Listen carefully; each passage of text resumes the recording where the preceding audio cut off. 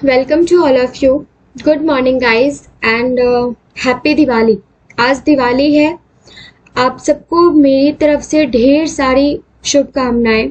Life में बहुत आगे बढ़ो, बहुत तरक्की करो और सबसे पहले तो जितने भी सारे एग्ज़ाम्स आने वाले हैं उन सारे एग्ज़ाम्स को आप क्रैक करो और सक्सेस हो जाओ। यही मेरी शुभकामनाएं हैं आप सभी फ्रेंड्स के लिए। स्टार्ट करते हैं वीडियो। इससे पहले वाले पार्ट में हमने इसके ऊपर के सारे पेजेस देख लिए थे और ये सारे पेजेस काफ़ी इम्पोर्टेंट है गाइस। ये पूरा बुक हम कंप्लीट करने वाले हैं रिवीजन के तौर पे। इसमें से एक बस फिल्म जगत वाला पीछे छूट गया था, वो आज हम कंप्लीट करेंगे। लेकिन सबसे पहले ये 3 जो कॉलम है मैं आपके साथ आज कंप्लीट करना चाहती हूँ। सो स्टार्ट करते हैं। भारतीय मौद्रिक व्यवस्था की इकाई जो है ये क्या है, तो ये है रुपया। आरबीआई के मौद्रिक नीति का नाम नीतिगत दस्तावेज है।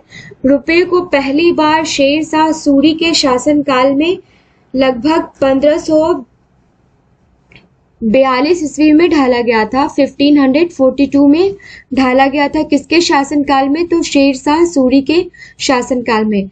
भारत में सर्वप्रथम पत्र मुद्रा का चलन जो है वो 1806 में, कागजी मुद्रा करेंसी का प्रचलन 1862 में हुआ था। और भारत में सर्वप्रथम जो है दशमलव मुद्रा प्रणाली वो 1 अप्रैल 1957 से प्रारंभ हुआ था। मुद्रा का अवमूल्यन 3 बार हुआ, जो कि 1949 में हुआ, 1966 में हुआ और 1991 में हुआ।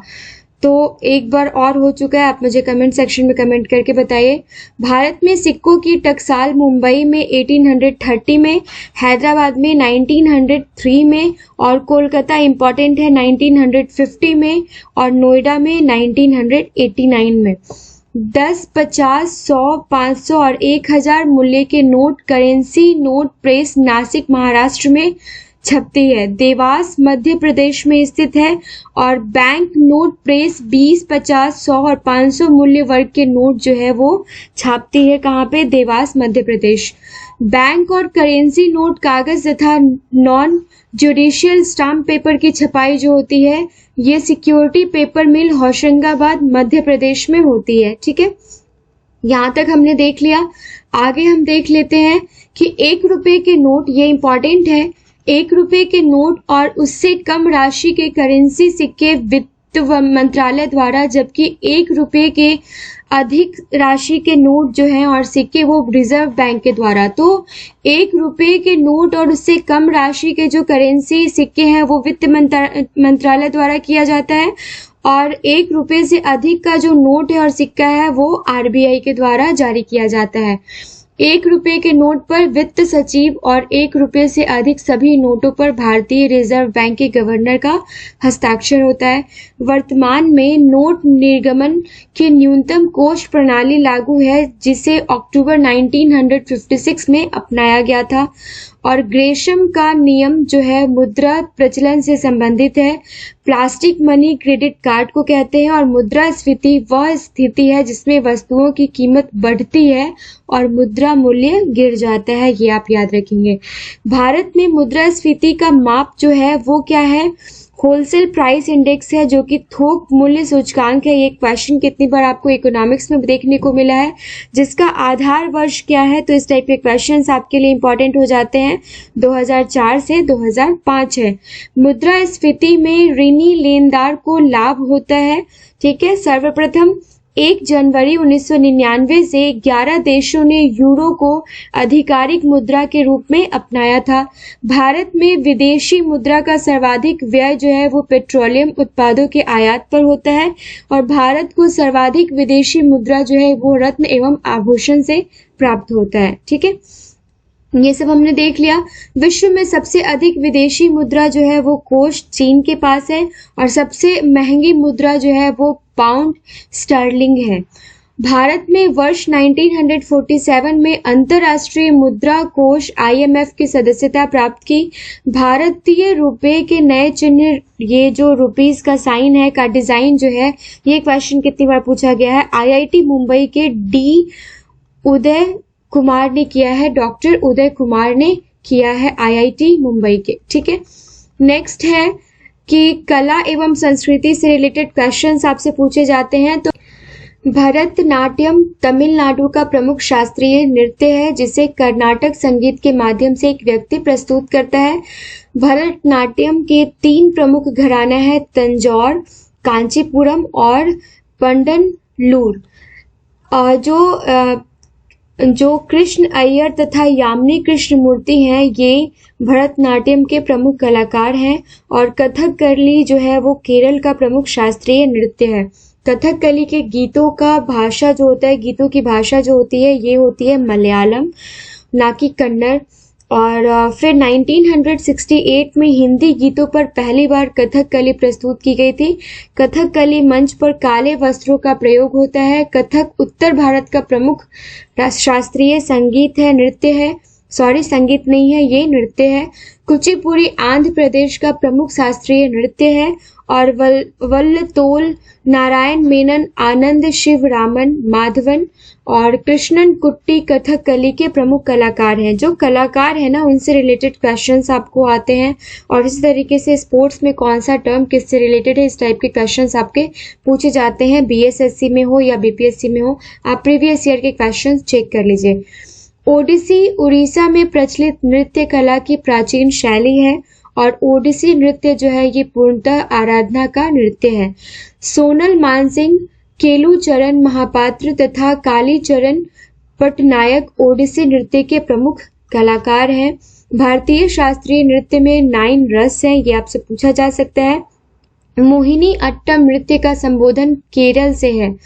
यक्षगान कर्नाटक का प्रमुख लोक नृत्य है। और यक्षगान में नृत्य और गान का संगम होता है। जात्रा पश्चिम बंगाल का लोक नृत्य है, लोक नाट्य है। और हरि प्रसाद चौरसिया एक प्रसिद्ध बांसुरी वादक है। शिव कुमार शर्मा का जो संबंध है वो किससे है, तो शिव कुमार शर्मा का संबंध है संतूर से।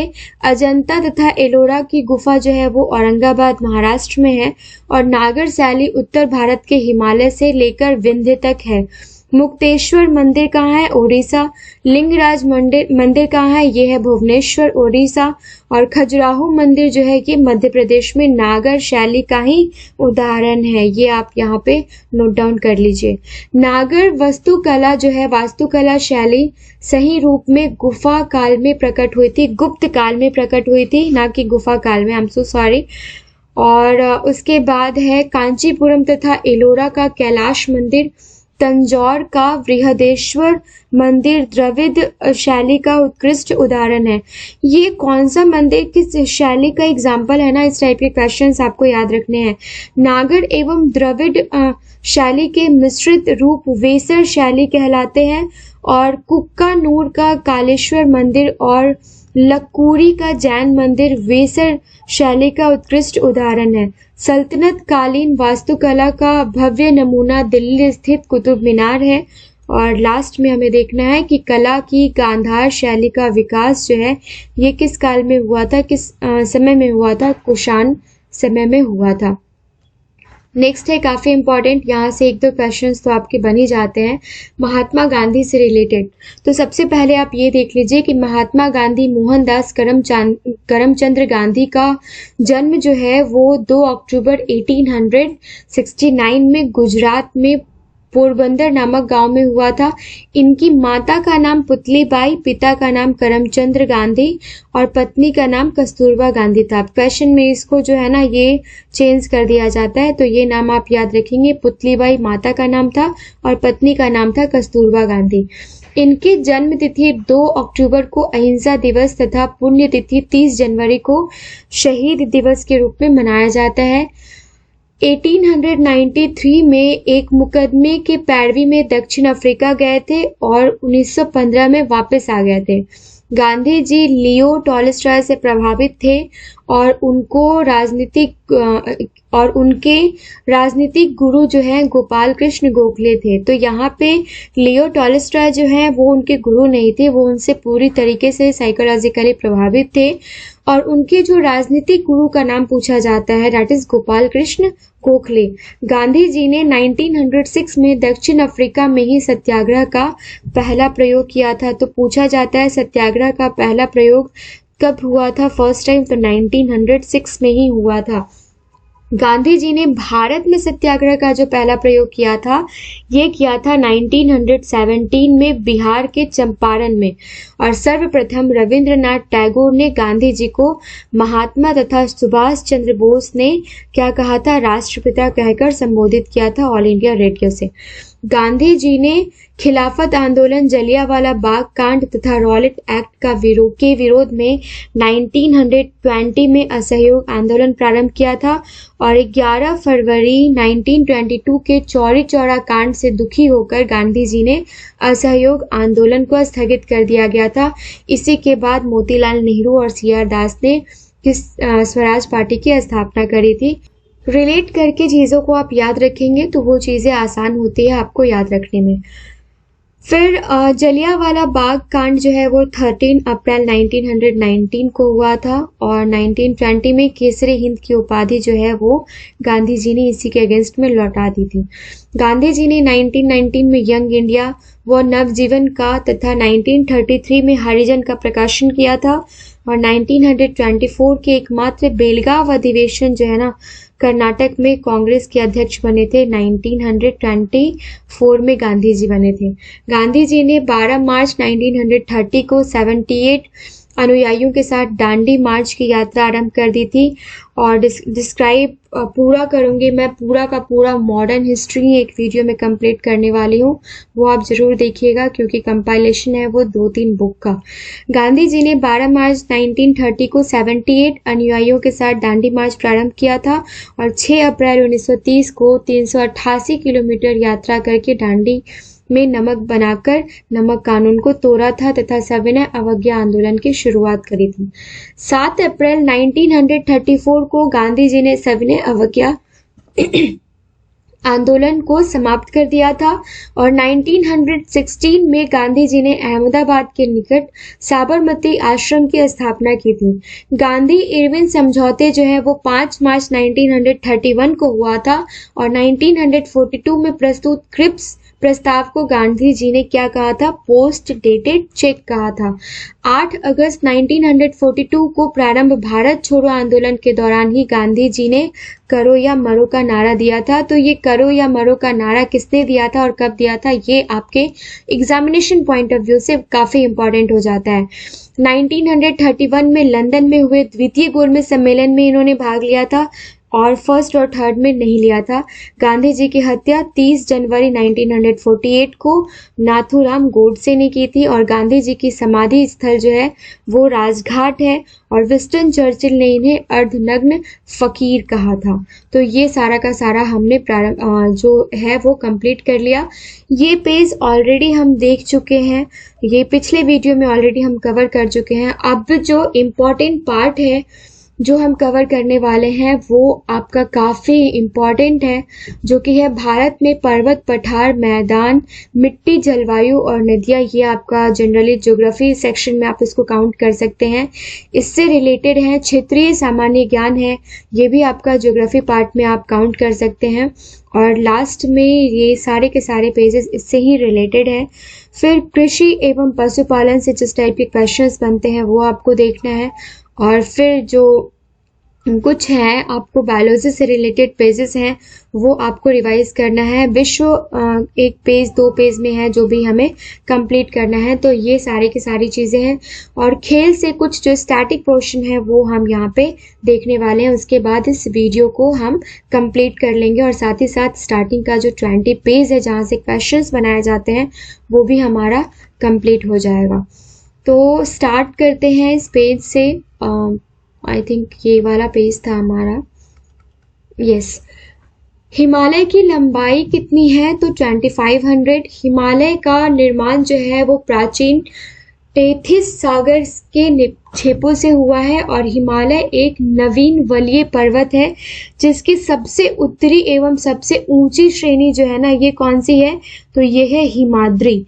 भारत में प्रमुख दर्रे एवं सर्वोच्च शिखर कंचनजंगा हिमाद्री श्रेणी में अवस्थित है और विश्व की सबसे ऊंची चोटी माउंट एवरेस्ट है। ठीक है, माउंट एवरेस्ट की ऊंचाई जो है 8,850 मीटर है और माउंट एवरेस्ट को नेपाल में सागर माथा तथा तिब्बत में क्या कहा जाता है, कोमोलंगमा कहा जाता है। हिमालय का पाद प्रवेश जो है वो कहाँ है, तो वो है शिवालिक। और भारत का सबसे प्राचीन पर्वत जो है वो अरावली एक अपशिष्ट पर्वत है, जिसकी सबसे ऊंची चोटी जो है ये माउंट आबू पर स्थित है, गुरु शिखर कहलाती है।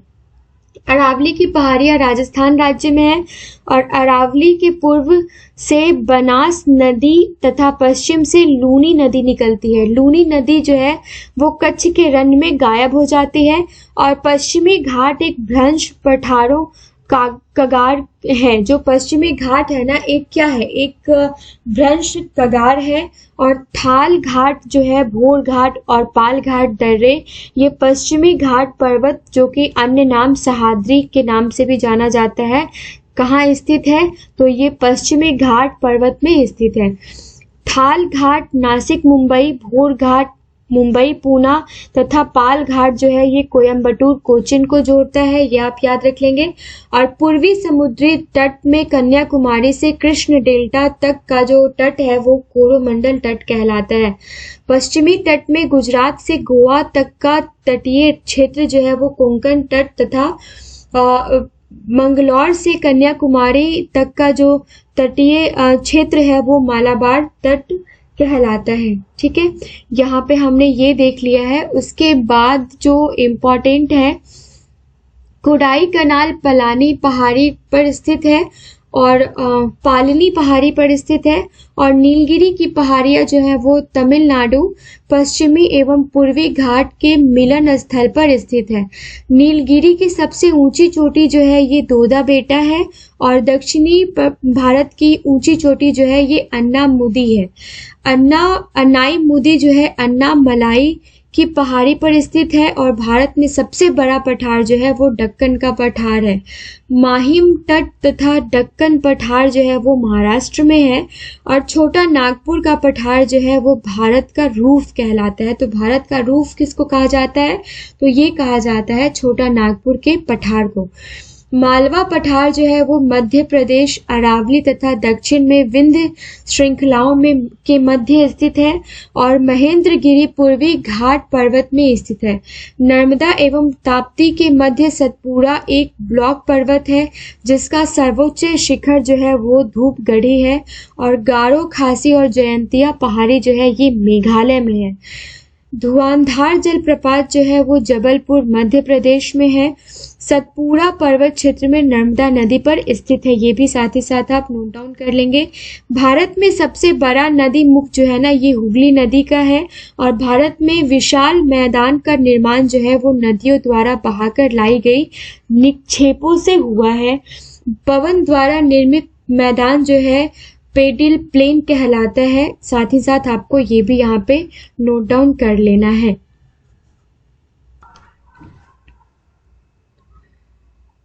नेक्स्ट है पवन द्वारा निर्मित मैदान जो है वो पेडी प्लेन कहलाता है और भारत की लंबी नदी गंगा है जिसकी उत्पत्ति उत्तराखंड स्थित गंगोत्री हिमखंड से होती है।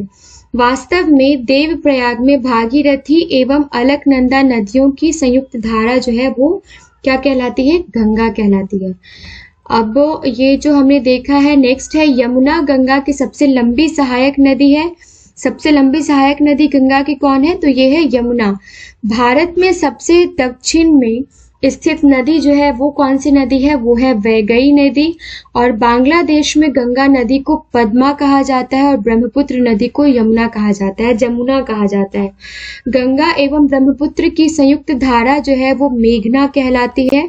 संयुक्त धारा क्या कहलाती है, मेघना कहलाती है, जिसकी सहायक नदी बराक नदी है। और ब्रह्मपुत्र नदी पर असम में विश्व का सबसे बड़ा नदी जो है, नदी द्वीप, वो कौन सा है, तो वो है माजुली।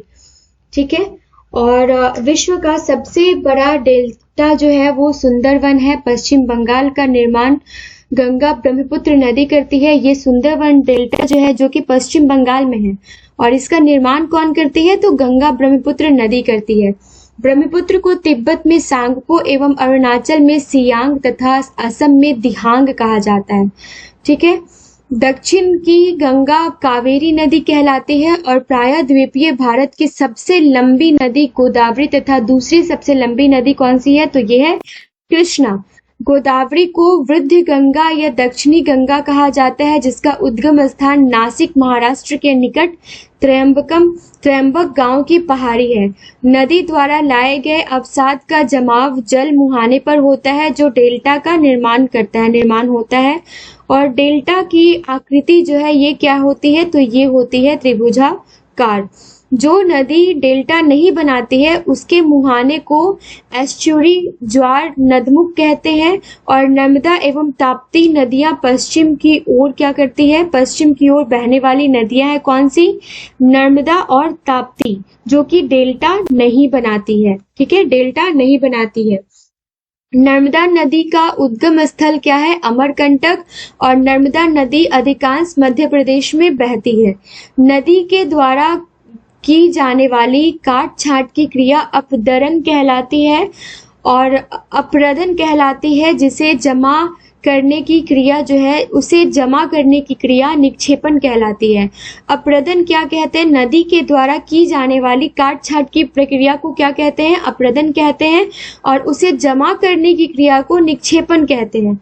नर्मदा नदी को गुजरात की जीवन रेखा कहते हैं और सर्वाधिक सीधी बहने वाली नदी जो है ये भी नर्मदा नदी ही है। भारत में सबसे लंबी सहायक नदी कौन सी है, तो ये यमुना है। और भारत में सबसे बड़ा नदी बेसिन जो है ये भी गंगा का ही है। असम का शोक कहा जाता है किसको, ब्रह्मपुत्र नदी को। और बिहार का शोक जो है ये कोसी नदी को कहा जाता है। बंगाल का शोक दामोदर नदी को कहा जाता है। ये तीनों इंपॉर्टेंट है। भारत की सबसे लंबी नहर जो है इंदिरा गांधी नहर या राजस्थान नहर सतलज तथा व्यास नदी से जल प्राप्त करती तथा हरिके बैराज से निकलती है।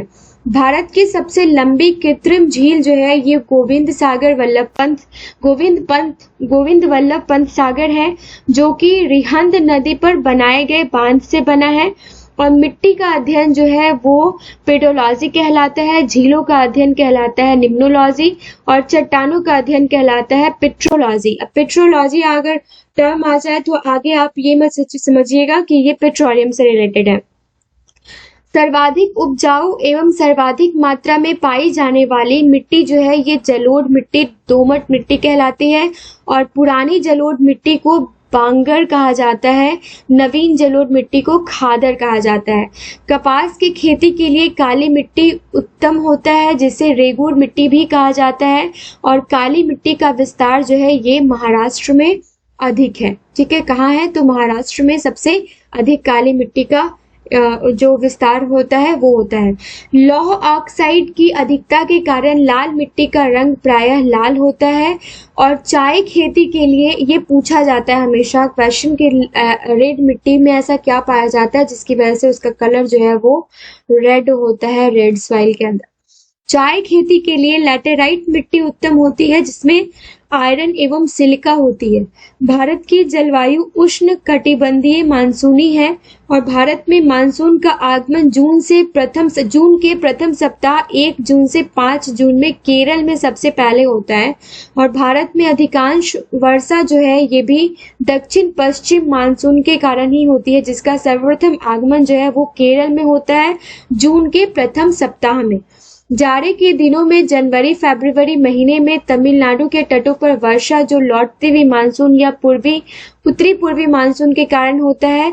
रबी की फसल अक्टूबर नवंबर में बोई जाती है तथा मार्च अप्रैल में काट ली जाती है। खरीफ की फसल जून जुलाई में बोई जाती है और नवंबर दिसंबर में काट ली जाती है। ये सारी की सारी चीजें आई थिंक सो हमने जो ज्योग्राफी वाला पार्ट हमने लुसेंट का कंप्लीट किया था उसमें हमने ये सारी चीज़ें देख ली हैं, तो इसको मैं यहाँ पे स्किप कर रही हूँ। और उसके बाद हम आते हैं कि ये सारी चीज़ें हम लोग वहाँ पे देख चुके हैं। फिर जो देखना है क्षेत्रीय सामान्य ज्ञान देखना है, तो आई थिंक यहाँ पे कुछ चीज़ें हैं जो देखने के लायक है, जो हमने उस वीडियो में नहीं देखा था। जो लास्ट का वीडियो इस स्पीडी के बुक में कुछ पेजेस हैं, आई थिंक 26-28 पेजेस, जिसमें सब्जेक्ट वाइज सारी की सारी चीज़ें दी हुई है। हमने पिछला सारा उसमें जो भी मैंने स्किप किया है वो ऑलरेडी देख रखा है, तो फिर से यहाँ पे रिवीजन करने की जरूरत, रिवाइज करने की जरूरत उस चीज़ को बोल के नहीं है। भारत की सबसे लंबी रेल सुरंग जो है ये जम्मू के नजदीक बनिहाल में पीर पांजाल सुरंग है और अंग्रेजों के समय शिमला भारत की ग्रीष्मकालीन राजधानी थी।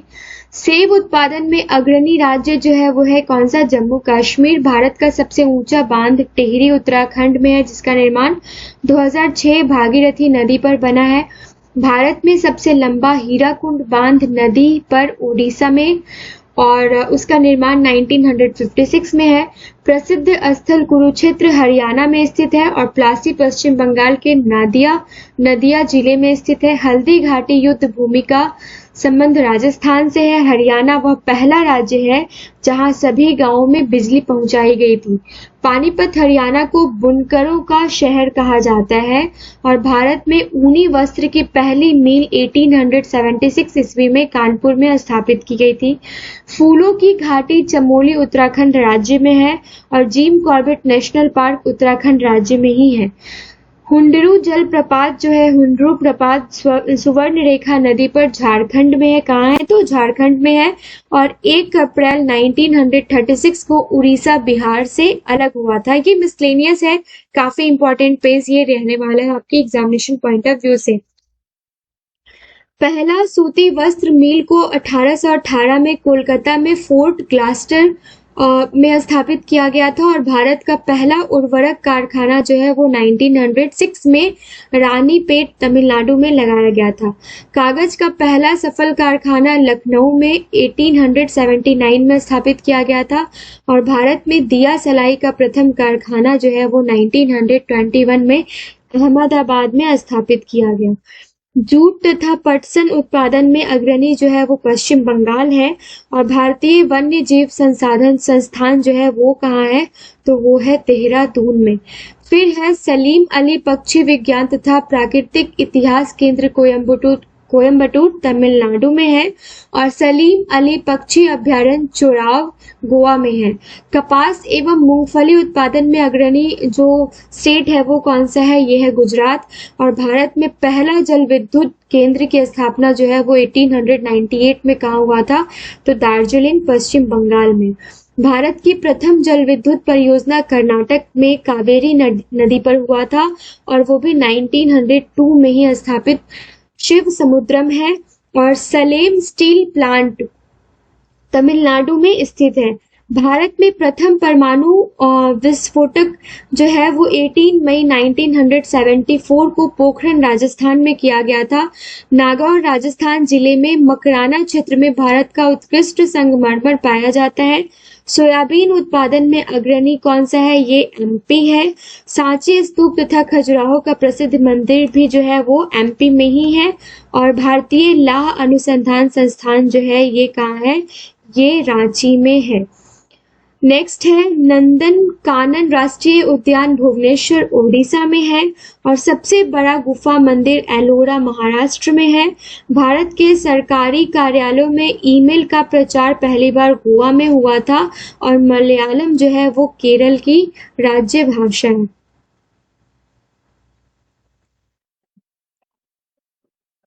नेक्स्ट है मैकाल पठार छत्तीसगढ़ में है जिसका सर्वोच्च शिखर जो है वो क्या है? वो है अमरकंटक। और शिवालिक आई थिंक ये हमने रिवीजन कर रखा है, सॉरी मैं पहले वाले पेज में आ गई। हमें यहाँ से कंप्लीट करना है कि भारत का कृत्रिम भू उपग्रह प्रक्षेपण केंद्र जो है वो श्रीहरिकोटा आंध्र प्रदेश के नेल्लौर में स्थित है। अपना स्वतंत्र चैनल शुरू करने वाला पहला राज्य कौन सा था? आंध्र प्रदेश था। और गरासिया जनजाति संबंधित है कहाँ से? राजस्थान से। भारत का सर्वाधिक ऊंचा जलप्रपात जो है ये जोग या गरसोप्पा श्रावणी नदी पर कर्नाटक में है। भारत का सिलिकॉन वैली के नाम से प्रसिद्ध इलेक्ट्रॉनिक शहर जो है वो बेंगलुरु है।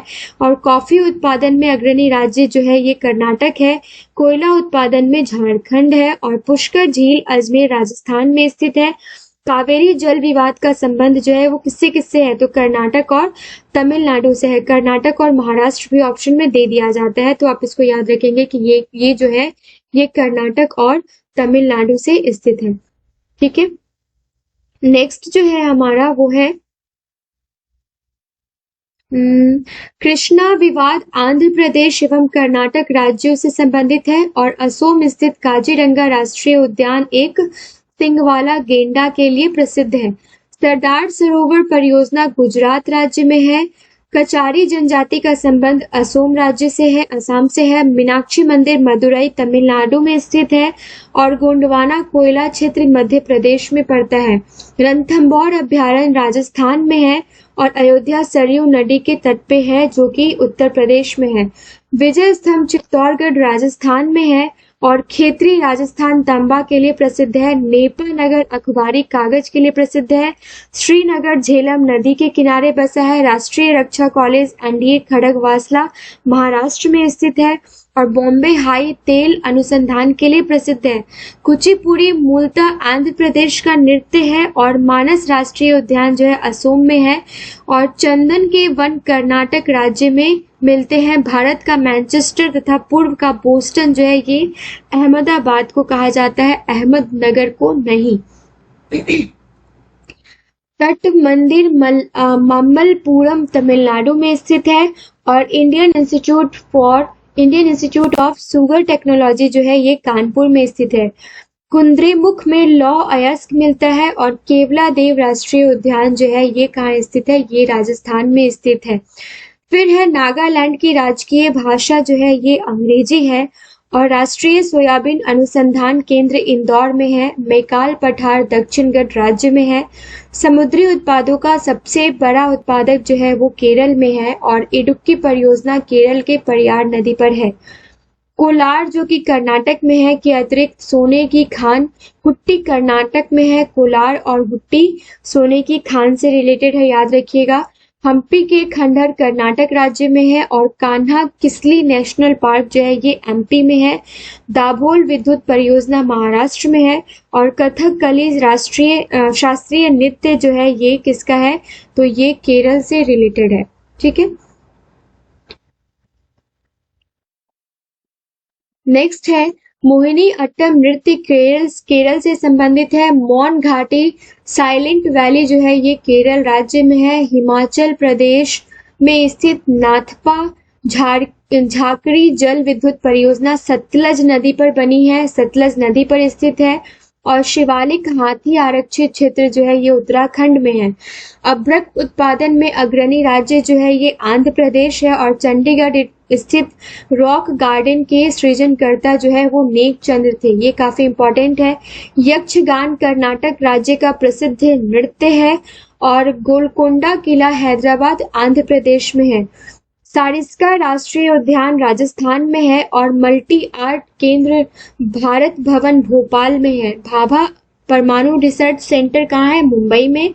और गोकक प्रपात जो है जो कि बेलागावी कर्नाटक में है, गोकक प्रपात।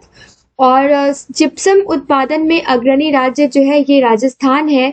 गोवा 1961 में पुर्तगाल से स्वतंत्र हुआ था और वूलर झील जो है ये है कश्मीर में। वन अनुसंधान शोध संस्थान कहाँ है, देहरादून में। और गोमतेश्वर की मूर्ति कर्नाटक में स्थित है। कथक जो है वो उत्तरी भारत का शास्त्रीय नृत्य है और अलमाटी बांध कृष्णा नदी पर कर्नाटक में है। National gallery of portrait Chandigarh में है। और फिर उसके बाद दाची ग्राम अभयारण्य ये कहाँ है, तो ये है जम्मू कश्मीर में।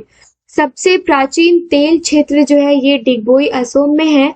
पोंग बांध जो कि हिमाचल प्रदेश में है व्यास नदी पर, तथा थीन बांध पंजाब रावी नदी पर स्थित है। हैदराबाद मूसी नदी के किनारे स्थित है।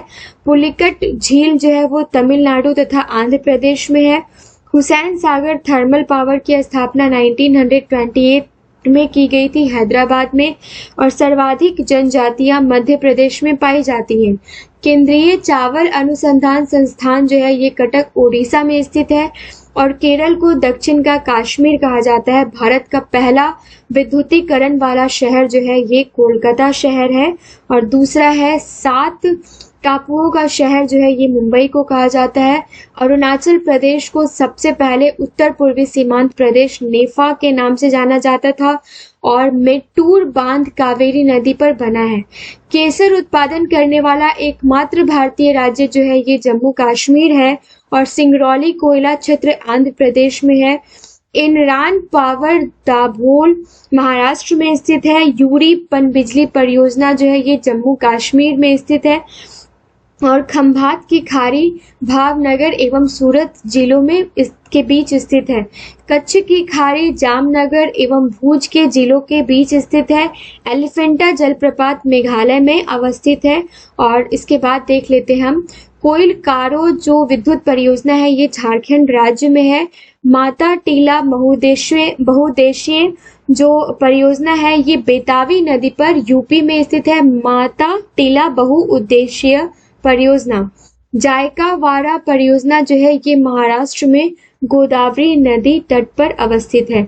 सो गाइज ये आज वीडियो इतना ही लास्ट करते हैं, फिर नेक्स्ट वीडियो में ये सारी चीजें हम देखने वाले हैं। वीडियो मेरे हिसाब से मैं काफी बड़ा बना रही हूँ, अगर छोटा वीडियो रहता है तो ये part by part video complete करने में भी आपके लिए आसानी रहेगी। सो मिलते हैं नेक्स्ट वीडियो में। Till then have a nice day, goodbye and happy Diwali. अच्छे से दिवाली एंजॉय कीजिए, बट इस चीज को याद रखिए कि दिवाली तो हर साल आएगा। एग्जाम्स जो है ये आपके लिए काफी इम्पोर्टेंट है, तो हो सके तो इस दिन भी पढ़ाई कीजिए। ऐसा कुछ भी स्टूडेंट के लिए कोई भी दिन ऐसा खास नहीं होता है जिस दिन आप पढ़ाई को इग्नोर करें। So thank you so much, बने रहिए A9 एजुकेशन फैमिली के साथ। हैप्पी दिवाली।